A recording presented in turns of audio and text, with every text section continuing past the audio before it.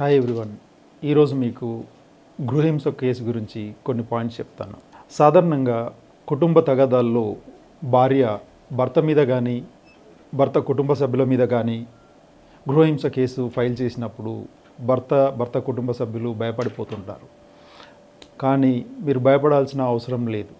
మీరు ఏ తప్పు చేయకుంటే మీరు ధైర్యంగా ఆ కేసును ఎదుర్కొని మీరు పోరాడి గెలవచ్చు. ఒకవేళ కేసు రిజిస్టర్ అయినప్పటికీ మీకు స్టేషన్ బెయిల్ దొరుకుతుంది. తర్వాత కేసు కొట్లాడవచ్చు.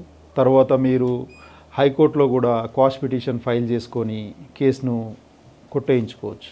కాబట్టి మీరు ఏ విధంగానూ భయపడాల్సిన అవసరం లేదు. నిజంగానే భార్య మీద దాడి చేసినట్టయితే తన మీద కానీ తన శరీరం మీద కానీ ఎలాంటైనా గాయాలు అలాంటి ఉన్నప్పుడు మాత్రమే తదుపరి ఇంకొన్ని సెక్షన్లు యాడ్ చేసి రిమాండ్కు పంపించే వీలుంటుంది. అంతే తప్ప తప్పుడు కేసులు పెట్టినంత మాత్రాన మీరు భయపడిపోవాల్సిన పని లేదు. ధైర్యంగా మీరు కొట్లాడవచ్చు. చట్టం తెలుసుకోండి, ధైర్యంగా ఉండండి.